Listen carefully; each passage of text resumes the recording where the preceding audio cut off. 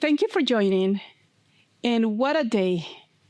This is the day where we get to listen carefully to all the words.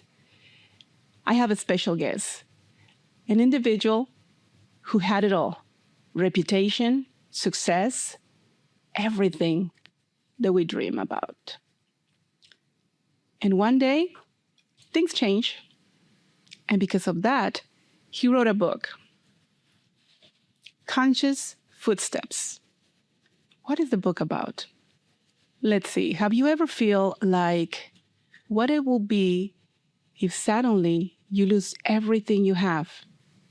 Perhaps even the individuals that you call friends. They change how they think of you, how they see you. But most importantly, you change how do you think about yourself. Please help me welcome Dion Jensen. And how are you doing today, Dion? I'm great, Helena. Thanks for having me. I'm excited. I am very inspired to have you here. And I perceive that we're going to discover a little more about who you are and why you are here. So let's start with your book, Conscious Footsteps. What is this about? Well, the book Conscious Footsteps is a reflective memoir, and it really delves into the unraveling of the identities that we have around success, roles, and expectations, and really the journey of returning back to who we really are.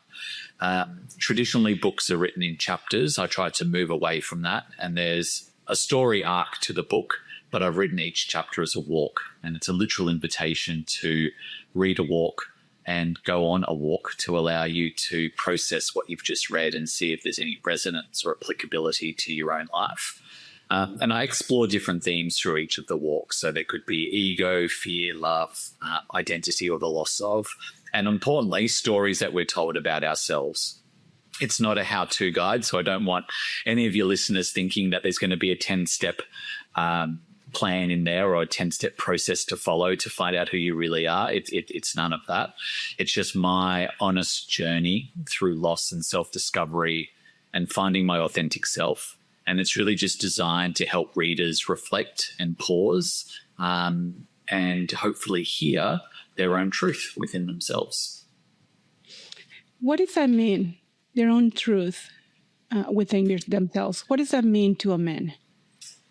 So I think for men, we spend a lot of time wearing a mask. And the best analogy that I've got of this mask is, and it doesn't just necessarily apply to men, I think it applies really to any interaction, but you see it a lot in men, particularly in the corporate world, where we are defined by what we do for a job.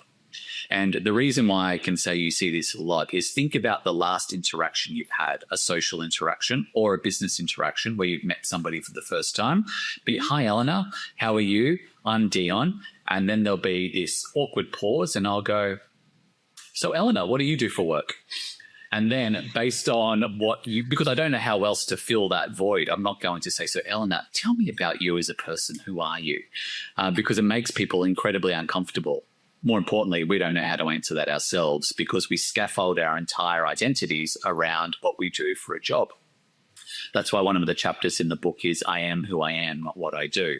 And then based upon that response, we then have a whole set of internal bias that we apply to that person. So if you responded to me, I am a neurosurgeon, I'll be like, okay, Eleanor's very intelligent, she's wealthy, she's successful.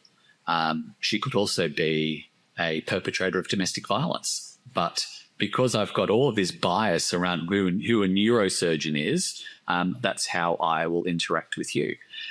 If you replied with, I am a door dasher, I would then go, well, my belief around door dashers are X, Y, and Z. And then I would form an opinion of you.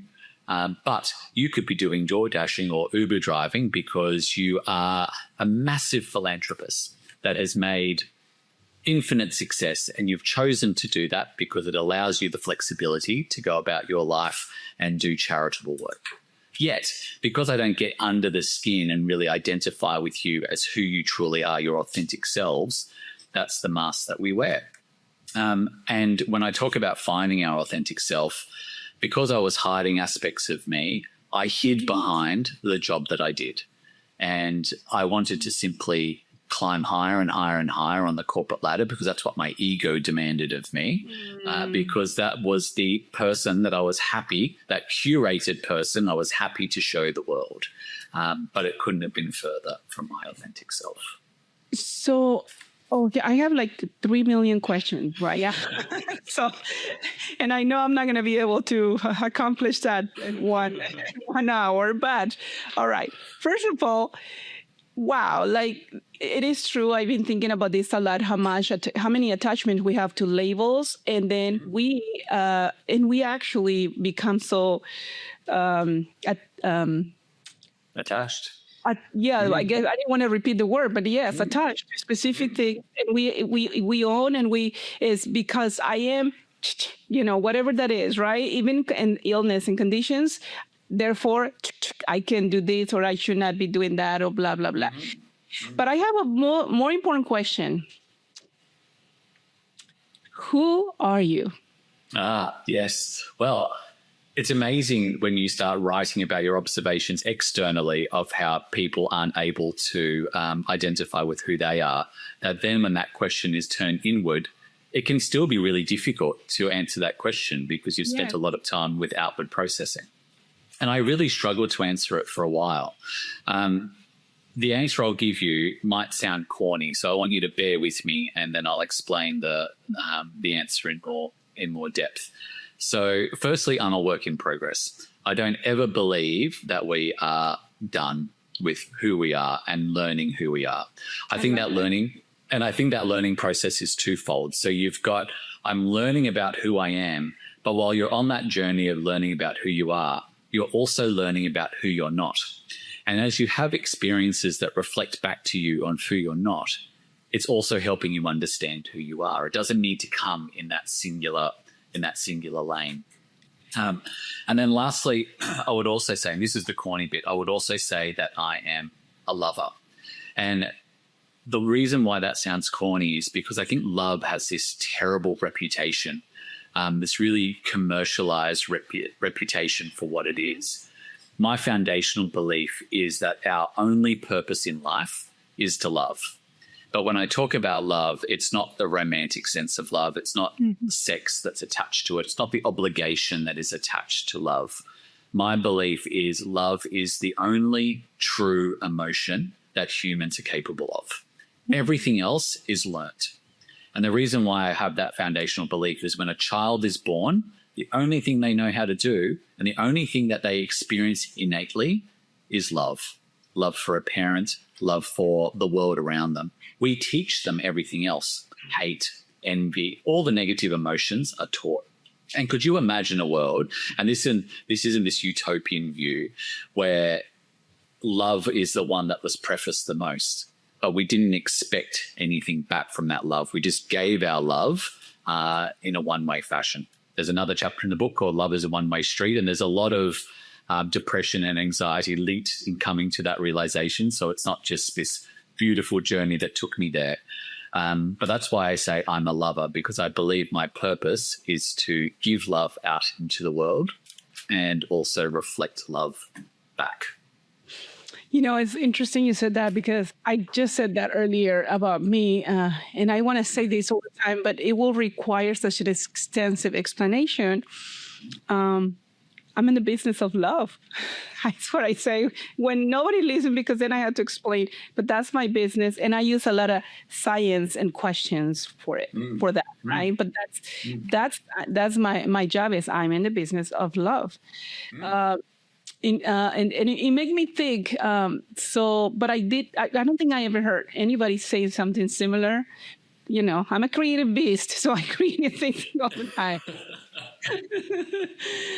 All right. So I love this. I love where this is going. And you're right. We have attachments to I don't know what the word attachment is coming up so much about what love means. And, since we start talking about it, let's move to intimacy. And I'm going to ask you these questions because you're in a completely different part of the world that I am or grew up. And when I use the word intimacy, it means different things to different people. What What does intimacy as you grew up? What did that mean to you, and what does that mean to you now? Oh, that's a good question. I think, well, firstly, I think men have a really skewed view of what intimacy is, and intimacy is almost always, in the majority, linked intrinsically to sex or to a romantic partnership. Intimacy to me now is linked to being authentic, showing people the true version of yourself. If you are truly intimate, firstly, you've got an air of self-appreciation and self-confidence, but ultimately you are showing an unmasked or unattached version of yourself, which is the most intimate expression of who you truly are. How is that? Is that possible in a regular basis? So how often is that possible for us humans to do that? It's very possible once we change the conversation around what love is. So once the understanding or the appreciation or the resonance, whatever adjective you want to put around it, once love is accepted as a non-threatening, non-expectational emotion or vibration, being intimate within that becomes very easy. The reason I believe we struggle with intimacy is we're afraid that it won't be reflected back, because it's a leap of faith. Unless you're truly secure in who you are, you're never comfortable to completely show who you are, because you have a fear that it might be rejected or it might not be accepted. Exactly. So I feel the more we change the conversation or realign the conversation around what love is, the more safe people become, particularly men. And I talk a lot about it in corporate men, in the workplace, but then also men in the home and also men in their social situations. The ability to be intimate with a colleague, and that almost sounds like you can hear a HR alarm bell going off right now when somebody says you can be intimate in the workplace, but it's not about. There's a story there. I want to hear all about it. Yes. It's not a sex thing. It's about showing who you truly are and feeling comfort in that. The same thing with men in a social situation. Men are afraid to say "I love you" to a friend of theirs, or they are afraid to hug them or share a piece of them, because they are afraid it might make them look gay, or they might get construed in a certain way. And even at home, where we've got this legacy perception of what masculinity looks like, where you have to be the strong one, the provider, where you can't show vulnerability, or you shouldn't show vulnerability, because that impacts or cheaps the armor of your manhood. All of those things, I think, once love and the perception of love is changed and brought forward, leads to a change in how love is perceived, and then how easily you can be intimate in that situation. Dion, do you mind defining in your own words masculinity, the word masculinity? Masculinity to me is security, or feeling secure within your own body to show your authentic self. That's the epitome of masculinity for me. And what makes a man feel unsafe in general? Emotionally unsafe. What makes, or what determines, or what is the reason that make feel unsafe emotionally? I think men feel most unsafe when they are in a situation where they believe being their authentic self makes them vulnerable. And why are we afraid? Why are they afraid to be authentic? They're afraid to be, or this is my perception, I was afraid to be my authentic self because the perception or my ego wasn't able to continue the story that it had built. Okay, so constantly I got these questions about when a So man. sorry, Elena, I'll loop back there quickly. And I think, again, what makes men feel unsafe is when the story that their ego puts out there is different to who they truly are. Okay. And my question was going to be around that. So, and primarily, and going back to you have as I started the introduction with you, there was a moment in your life before you have written this book about having reputation, having everything. So, in a world where a man on paper has everything and is, the leader of a company, or on paper everything looks perfect, but I know that in fact, I have clients that I work with, and men in general, many conversations with many men, that they're in pain inside. So I guess that would be what you're referring to, like, not being authentic.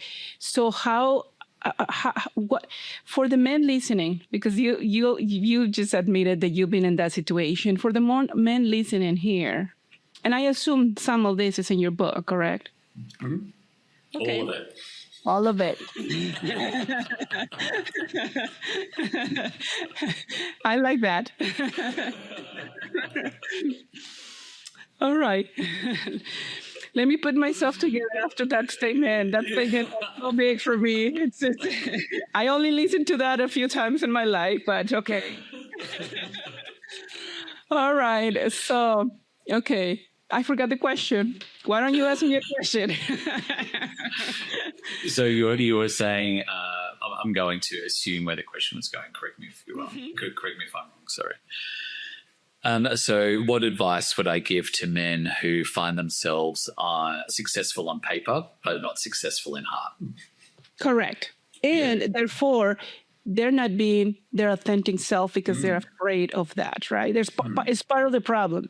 But for me, what will be? I don't want to. I don't want to just run like the horse. Just want a baby step. Baby step. Okay. Yeah, and I think that's a really important point, Eleanor, because the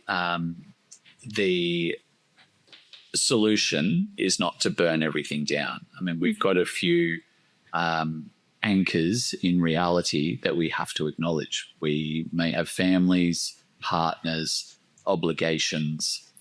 We live in a material world. Let's not discount that. And a material world has a lot of demands on people. So you cannot go, there is a disconnect in between who I am and what I do, or what I say and what I do. So I'm just going to go and sit on a mountaintop somewhere and give it all up. That's not the answer. I firmly believe it can all coexist. However, it does start with acknowledging the dissonance or lack of resonance in between your paper success and your heart success. We get told a lot of stories in our lives, and we take on a lot of those stories as truth, perhaps without challenging them as much as we should. One of the biggest is kind of the treadmill of life that I call it, where you go to school, you do well at school, you go to university or college, if that's a thing where your listeners are. Then you go and you step onto the corporate ladder, and you will stay on that corporate ladder for X number of years, let's call it 30, 40 years, and you're meant to climb as high as you can. And the higher you climb is apparently linked to how worthy you are as a human being. And then you eventually hop off that, and you might have 5 or 10 years to holiday if you're not particularly ill by that point, and then you die. And that's kind of the story of the treadmill of life that we're told. But there probably, for a lot of people, comes a time where you start challenging some of those stories that you're told, where the societal markers of success, the bigger house, the bigger car, the flashy watch, start to feel empty, or don't seem to give you the gratification that you were promised in that story of life. And that's when the heart starts to call and say, well, is there something different for me? And it's not about, as I said, throwing all of that out. The car, the watch, the kitchen, the restaurants, all of those things, the holidays, they're not unimportant, but they shouldn't have this grasp on you where you either need the next one to feel successful, or you believe that attaining those things are going to fulfill you or make you whole. So when there is a disconnect in between the two, it's okay to want nice things, but they shouldn't be the reason that you're turning up to do those things. If you are in a job where you have to hide who you truly are, if you can't express yourself, that doesn't mean you shouldn't work. It just means that you're probably in the wrong job. Mm-hmm. You're probably in the wrong role. Yeah. And it's the process, that first little step that you asked for before, is that gentle challenging of, why am I doing what I'm doing, and does it align to a purpose? My personal purpose is not going to necessarily be the same as yours or somebody else's. I've identified my purpose of being a lover in the world, of how can I show as much love as possible. That doesn't mean I can't run a company, but I might run that company differently. I might be a different leader. The purpose of that company or the vision of the company may be different, but that doesn't mean that I can't turn up in the world in a certain way. So that first step is that gentle challenging around the stories that you've been told and whether or not they are your stories to hold or to challenge. The next step after that is how you go about that challenging and what changes you begin to make. What makes humans create expectations, first within themselves, and second in the exterior, regarding other humans, right? And that includes parents, husbands, wives, kids, grandparents, socially. What makes us create these expectations? And actually, I have another question too, but I don't want to forget. But I want to this other question is more important to me. Okay. What makes a human invest way more time creating the outside than the inside of themselves? Ego. Oh, wow, that was a I wanted all these philosophical. Okay, next question. And the reason being is because it's not so much that they invest more. Mm-hmm. It's that they appreciate external validation more than internal validation, because we've been told through stories that what others think of us is important and more important than how we think of ourselves. Which brings me to the other question that was the first question, then now is the second question. It does build certain expectations from others, like, and it goes connected to what you said at the beginning. Oh, okay. So what do you do? Oh, I am the CEO of such a company. Oh, that means do, right? Yeah. So why do we create those expectations from individuals to have certain degrees of something when we are falling, apart inside sometimes? And that happens to most of us. It's not just to men. This is to everybody, right? Of course it is. Yeah, it is 100% to everybody. And for me, it is willful blindness or willful deafness. And it's repetition. So if you think of a child, a story told often enough becomes truth. Now, that is a premise that can be applied externally to how we are taught, and also internally to how we think. If we tell ourselves a story often enough, mentally, we begin to believe that, just as much as if we told a story externally and we hear it repeatedly, we begin to believe it as truth.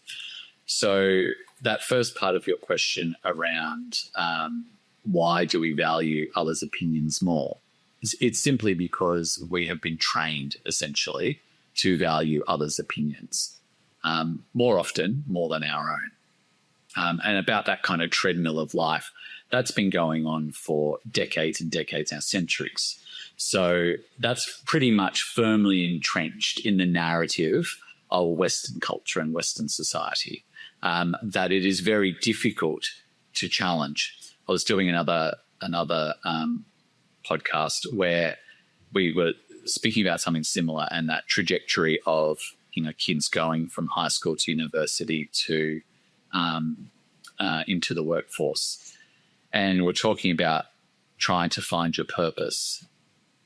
It's such an interesting concept that for an adolescent or someone going into university, for them to actually not to do that and to follow their own path, they're seen as an outlier, where they should be someone that's celebrated, that's trying to do something different, that's more purposefully aligned. Yet there's so much friction that's involved in going off and doing something differently away from that narrative. So that just shows how firmly entrenched these stories are. When it comes back to why we value certain positions more than others, it's kind of twofold. So firstly, our ego suggests that if I'm in that role, I need to feel valued. So that's the outward expression of it. And generally the person receiving it needs to know what we do so they can get something from it. What value can they extract from the relationship? So the job title serves two purposes. One, to feed my ego, and two, to tell you what you can get from me. So that's kind of the double face of it in my opinion. But doesn't that at the same time put us in a position, or in a more vulnerable position? Because what, like you said, it gives the second part of that will be, what can I do for you, right? So meaning I have more leverage with this person because it's more the things that this person can do for me. Yeah, exactly right. But what's even worse, apart from all of that, the entire interaction is built off a mask. So that entire relationship is only hanging on to the two masks that we've showed each other.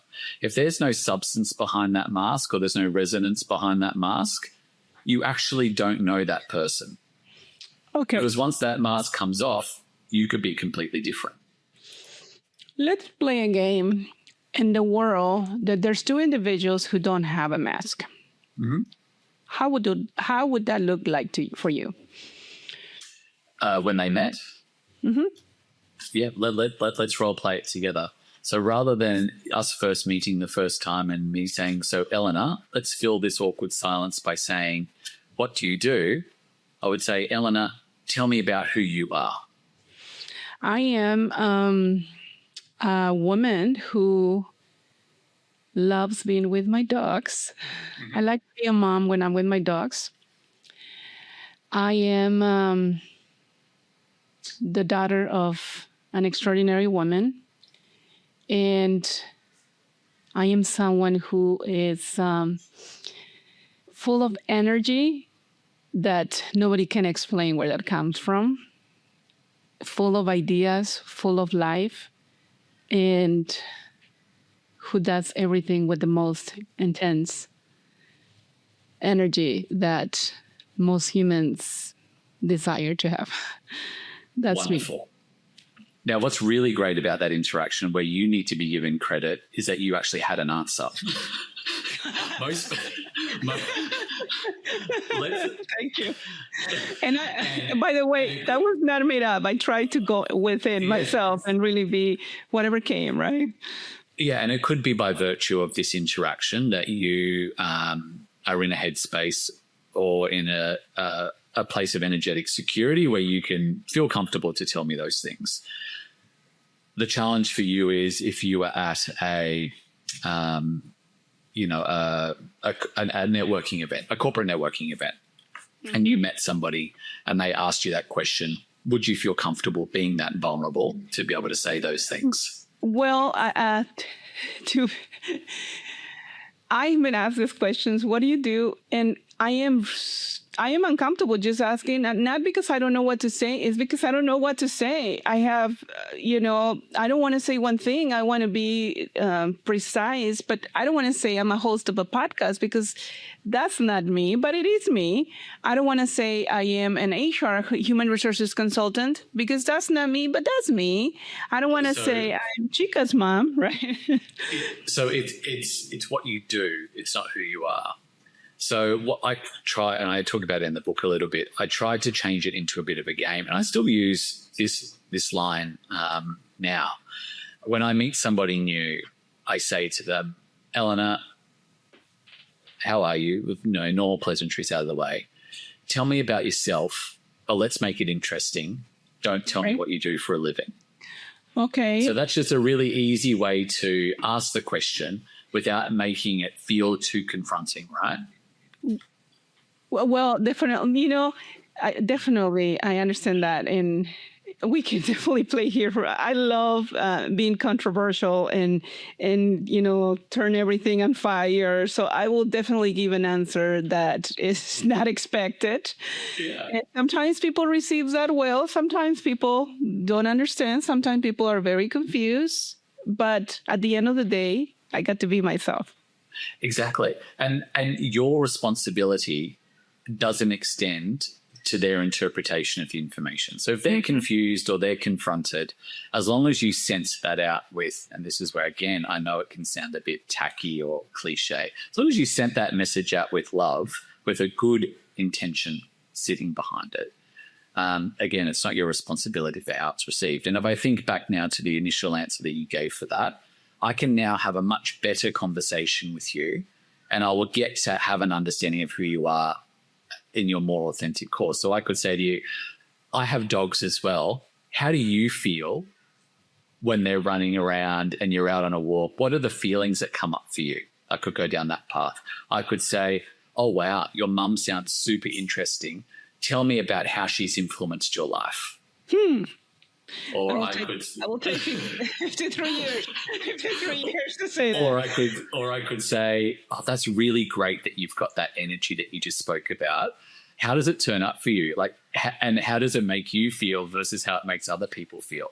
And automatically we're having a level of conversation that goes a lot further beyond the surface than it would before. There might still be some awkwardness there, and that's still okay. The fact is, it's our first meeting and I know more about you as a person. Well, I love that. I love doing that. But, I was talking about this yesterday, and this is not my interview, but I don't know if it's because I work directly with people and emotions, and this is what I do, and I get paid for that. But people just come and tell me. And the other day I was going to hire an employee. He ended up telling me about in a professional scene hiring. And from there, I was not able to hire the employee for whatever reason. And he told me everything about his childhood and his parents having not consensual sex, and he was born and all of that. And I think that was a lot of information that you usually don't offer to any individual. So I will assume that he doesn't go and tell this to everybody. But I love asking questions, and I'm a curious conversationalist. So I will be that person asking, and like a friend said, everything has to be deep for you, Elena. Well, I want to talk about the weather. Everybody knows the weather, and the weather is wrong sometimes. So let's check the real stuff, right? Yeah, exactly. And what a gift when somebody opens up to you. You've got a responsibility in how that's received, but it's also a wonderful gift, right? Yes. And I do also share things. I just had a conversation with a 19-year-old who's probably going to be here in my interview on Saturday. And we had a discussion about abortion, actually. And, it's a big thing in the United States of, the women's rights and blah, blah, blah. And there were 3 women, and it was very interesting. And I just was being playful. And then I'm like, let's see if we convince him. So yes, it's very rare. And I just shared things. I took everything I have to win that that conversation. Yeah. So I had to talk about everything. And at the end, he was like, no words. But I see what you're saying. It is difficult. I also have the reason why I created this is not because people tell me everything. It's because I see people in pain because they're not able to actually see themselves. And I also know the ones who speak the less are the ones who are in most pain. Mm-hmm. Very true. And it's it breaks my heart to feel, to see these things, because at the end of the day, they're not seen. They don't feel seen because they're not showing who they are. Anyhow, I don't want to go this to go. I want to start crying in this telenovela. All right. So, but I don't want you to cry, but let's make you cry. Tell me about grief. Yes. It's a good one, right? It's a good shift. It is a good shift. It is a good shift. Tell you about grief. I haven't experienced a lot of grief in the traditional sense where I've lost a person dear to me to death. But what I will talk about is fear, which I think is my most confronting emotion.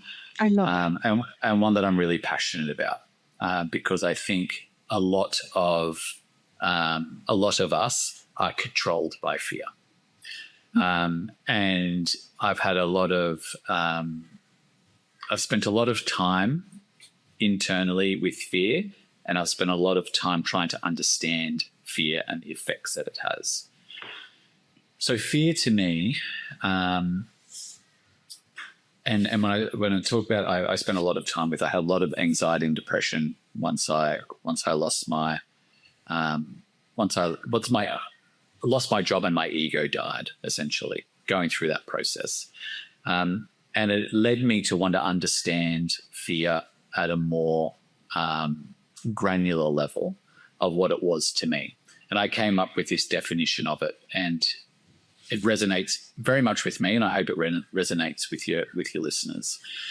Fear is an absence of the present because we spend our time in our memories of the past, and we look at applying those memories to the future of what hasn't happened yet. And during that process of looking in the past, picking them up and going, that's going to happen over here as well, we lose the present. And that to me is a really succinct definition of what I was doing with fear. And I was controlled by fear. The interesting thing about fear is you as an individual always hold the key. I talk about it like a jail cell in the book, where you are imprisoned. And I also use the analogy of concrete boots. So fear is like standing in concrete boots. You can't move left, you can't move right, you can't go forward, you can't go backwards, you're just stuck. And unless you break free from those concrete boots, the only thing that will change is the date on the calendar. You just don't move anywhere. But the important thing around fear is we always hold the key to that imprisonment. We can unlock fear for ourselves and make that conscious decision to move forward. But in the gamut of emotions, I'm sorry I can't speak to grief, but fear is probably the most negative that I've experienced and been imprisoned by at times for many years. Yeah. So it's another emotion, right? And by the way, fear is one of the things that help us make decisions the most, even though it paralyzes us, right? Like, I love the way you said it, the absence of being present. And but it is true that it's the number one reason why we make decisions, fear of something. There's two types of fear, right? There's fear that can drive you, or there's fear that can limit you. Mm-hmm. So it's also about using fear where appropriate to move forward or to move backward. The direction, I think, is irrelevant because sometimes you need to retract in order to find the space to move forward. Mm-hmm. But it's about not being limited by fear, not allowing fear to hold presence in the court. I think that is important. You're right. So, what was for you after you lost everything that, and just tell me a little bit about what that looked like before and after, and of your experience and when you had everything, reputation, a career, what did that look like for you? So reality to me, I thought looked wonderful. I was, by every external measure, very successful. I had a wonderful job. I had a wonderful family. I was financially secure. I had everything going for me. But then when I was fired and I lost it all overnight, I no longer had that scaffolding for my identity. And that's where the fear started to really set in. And fear can wear many, many faces. It can be fear of the unknown. It can be fear of lack. It can be fear of not being good enough. And I had all of the faces shown to me at some point in time during that dying process. So I've run the full gamut of fear, and it, as I said, looked differently at every different time. But that's part of the unraveling for me, and part of my story. And getting to where I am now is confronting those fears and realizing that external validation that we crave so much is not as important as that internal resonance to your purpose and to ultimately loving yourself. How did your family embrace that? In where was the moment where you knew that you have to do something or change the way you were thinking, or confront your fears, confront your emotions instead of just being frozen? I guess, since you described fear as that. Yeah, I was always very fortunate to have the support of a loving family, but no matter how good your support, that realization around the internal limitations you're putting on yourself can't come from a third party. I think ultimately you need to hit rock bottom to realize that the solution is always within you. It's not something that can be given freely from somebody else. What that level of support did give me was the space, the safety in the space in order to come to that realization. And I also appreciate that not everybody's going to have that comfort in the space being made. Definitely. That's a really important acknowledgement to be able to make. So others' journeys may be different, may be harder, may be easier. Again, no one's journey is going to be the same. But ultimately, I don't think it's something that can be given to you. You need to come to it as an individual. A lot of men are build their value and worth based on their success. What are the fears before that? While they're there, what are the specific fears that they face? And you spoke a little bit about it, but did they ever come to them? What if I lose everything? I'm going to But you just hit the nail right on the head. It's fear of losing it. Who am I without all this? That's the biggest fear. It's not just that, it's their identity. They attach the identity. It's the ego. The ego is, I've spent all of this time building this to be successful by every external measure. If I lost it and I have to turn up without it, who am I? Wow. And what was your release? Who are you? I'm going to ask you again. Who are you? Well, that was the first couple of years of depression and anxiety. I felt this is the most awful thing. The person that built the success for years after losing it felt like they were nothing without it. Wow. Even though technically they're the ones I'm still the same person that built the success. And that's because that self-worth was outsourced to external opinion and to ego. self-worth was outsourced. What a statement. Yeah. Wow. I was thinking about... But as individuals, we willingly outsource it. It's not something that happens to us. We are all willing participants in that outsourcing arrangement. We're all doing it every single day. The minute we get in a car and go, how does this car make me look to others? Does it make me look more successful? Does my Birkin bag don't even get me started on Birkin bags, but does my Birkin bag make a random that I do not know, I will never see again in my life, walking in the opposite direction down the street, will it make them go, oh, she's successful? It's just it's all outsourcing. And until we insource our value metrics, we'll be forever stuck there. You're making me think maybe I need to change cars. Dion. No. And Eleanor, you don't have to. That was my point from previously. We live in a material world. But I do need to. And being spiritual or being self-guided, again, spiritual can have some woo-woo connotations to it when it shouldn't. Spiritual means you're just aligned to self. Correct. You can still want the Birkin. You can still want the Porsche, whatever car is your dream car. It just shouldn't have a hold on you. Oh, no, my car is the one with the holes, not me. So I would have changed. I'm not going to bid it up. One of them. I just don't have time for let it rest and repair, but yeah, excuses. Oh my gosh. All right. So thank you for the reminder. Tell me about depression.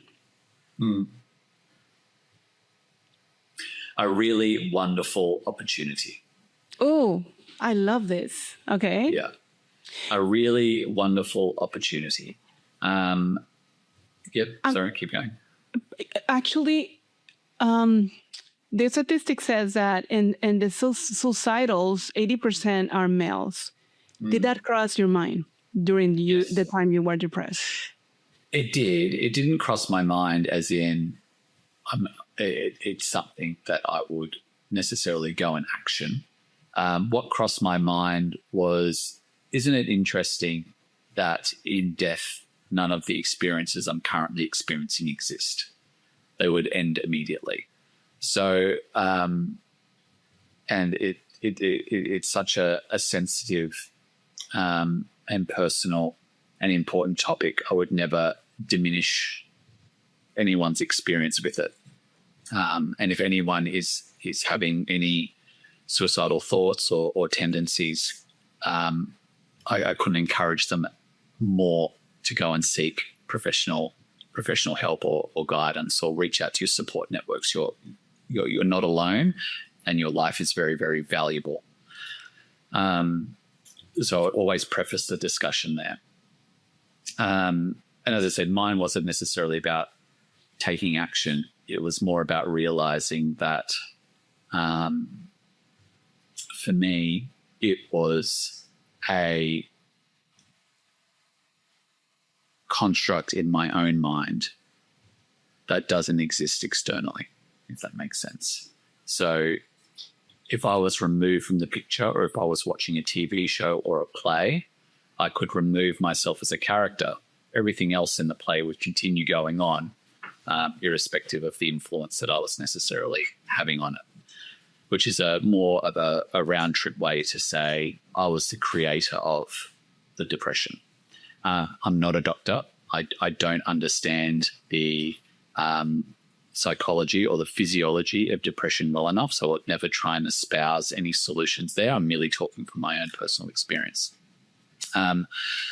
But once I started to get on top of the depression, I realized that it was a really wonderful opportunity for me, because it caused me to go very, very deeply and withdraw into my own psyche, into my own thoughts, and gave me the opportunity to grow out of them based on the depression that I was experiencing. Dion, what would you like to create with your series of books? My intent, this is the first book, and I really hope that there are many. The next one will be focusing more on love. They are always going to contain the message of conscious and about bringing our emotions and living with our emotions and our feelings and our thoughts in a conscious state rather than this autopilot state. And my message is that individuals can return to themselves and experience extreme fulfillment in it. And importantly, this next one is going to be about how to live in love as the purpose of life within the world. Would that mean that rebuild a new identity, regardless if they lose or not what they have, they just rebuild a new identity within themselves that is more internal than external? No. So never rebuilding. It will be realizing and returning back to their true identity. Probably the opposite of what you said. So more dismantling the one that they did build in order to come back to their true identity. Okay. But did they had that one before? We all did. We all do. We all lose it at a different time in our life, depending on the stories that we've been told, the willful blindness that we move through the world in, the influences that we've had throughout our life, whether it be through religion or it be through schooling or parentage or mentors. It will be coming back to self. The whole message of the books is coming back to self and a realignment to love. Do you perceive that, you know, how you said that when we have a conversation and we meet and we say, who are you? And then most people don't even know what to say. Do you perceive that for matters of start practicing this or connecting within ourselves, it's important to have someone to have a conversation with that we trust and friend, not a stranger, of course.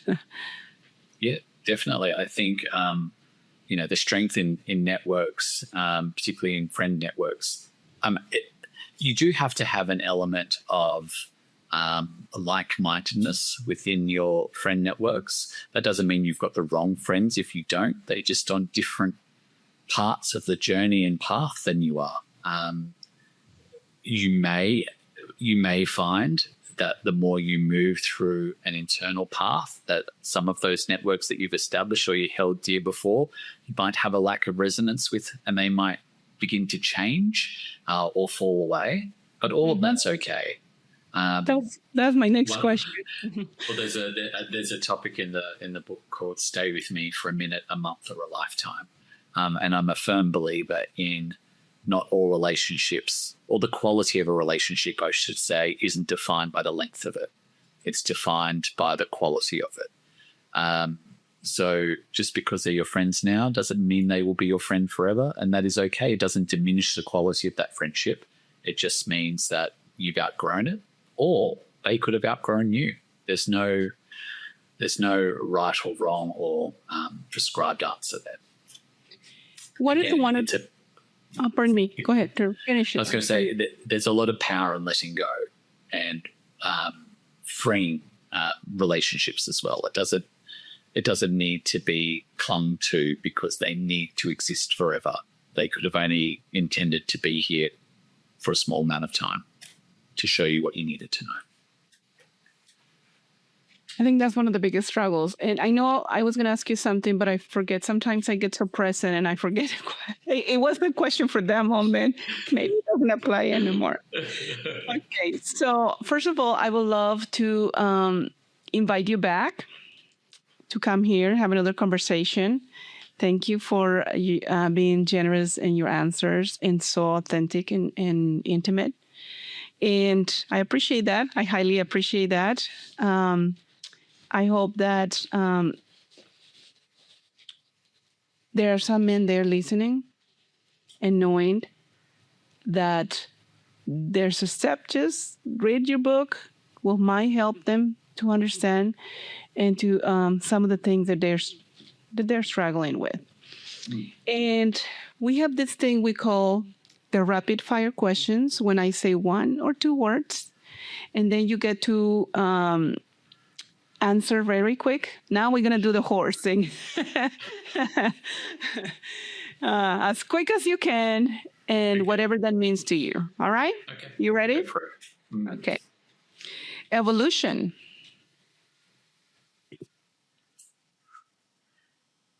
Necessary. Happiness. Within you. Soul. The foundation. Gratitude. Extremely important. Authority. Rebel.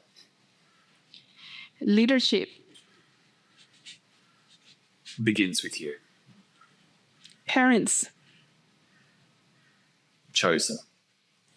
Authenticity. Important. Emotions. Love. Legacy. Not important. Love language. All of them. You know how to name this episode all of them and all of it. Oh. All right. Values. Values.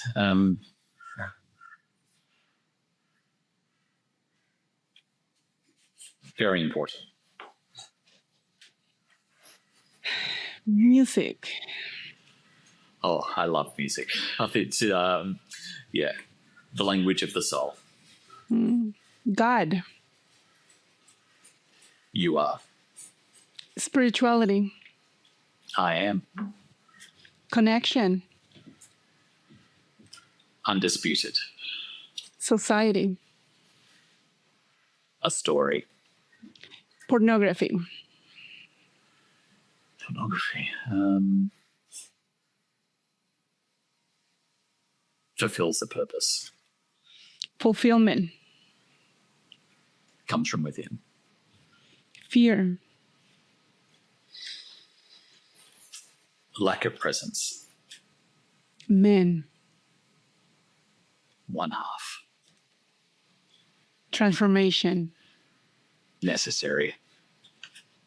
Health. Starts from within.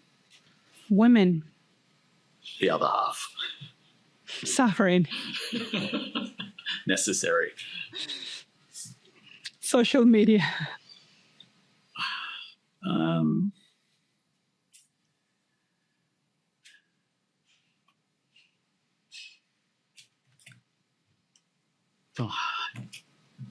Not terrible.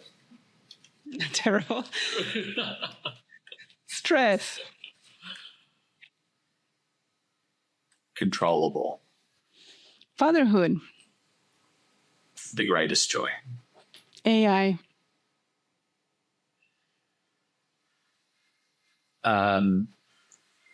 So interesting. Profession. Profession. Profession. Ego. Mind. Mind. Not you. Identity. Starts from within. Husband. Husband. A wonderful experience. Wife. A wonderful experience. Empowerment. Empowerment. A gift. Foundation. Foundation.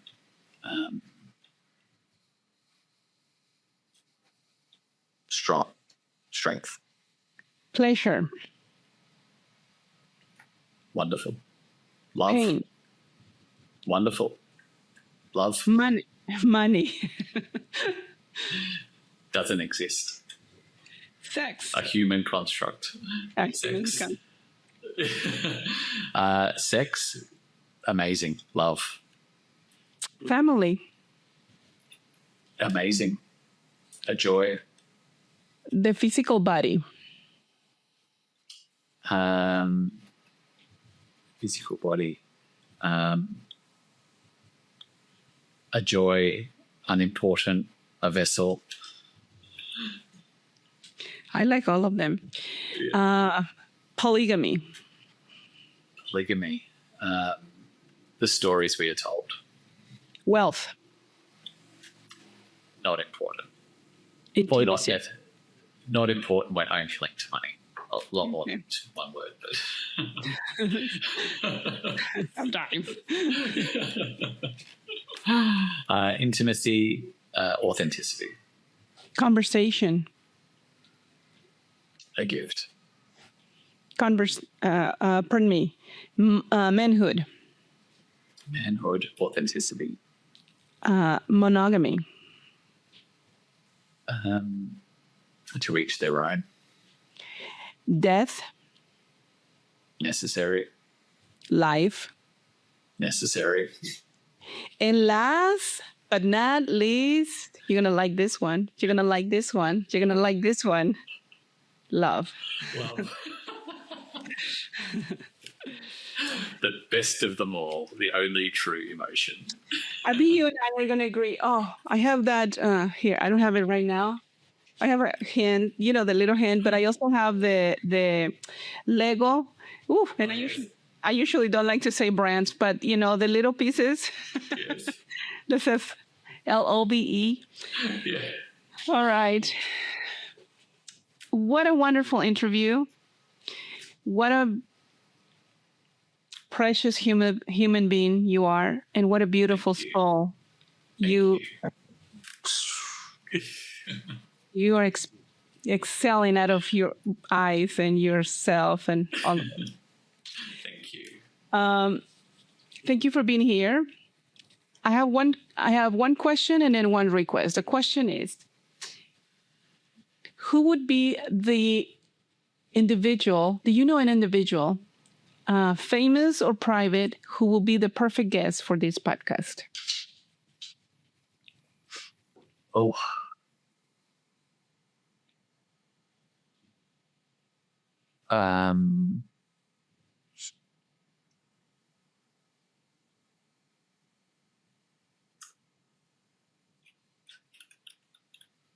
Not off the top of my head. That's fine. No worries. If you think about someone, you can then say it. I will. Nobody's going to take it against you. No problem. Nobody's going to love you less. Sorry. All right. And I want to thank you for being here. And I want to thank our audience for listening to this. And I would love for you. Oh, where can we find you? So you can interact with me on Instagram. So my handle is at Dion Jensen. So Elliot is ELLIOTT. You can visit the website, which is consciousfootsteps.com, or you can buy the book on Amazon. Just search for Conscious Footsteps. Excellent. Well, okay, I look forward to seeing you back. And please, from the bottom of your heart and the deepest of your soul, give us your wisdom. My wisdom. There is nothing more precious in the world than love. Receive it with an open heart, send it out with an open heart, and have no expectation either way. I love that. Thank you, Dion. Thank you for a wonderful interview. And Thanks, Elena. You're welcome. And for all of those of you who are listening, may the love be with you. Thank you, and let's connect soon. Bye.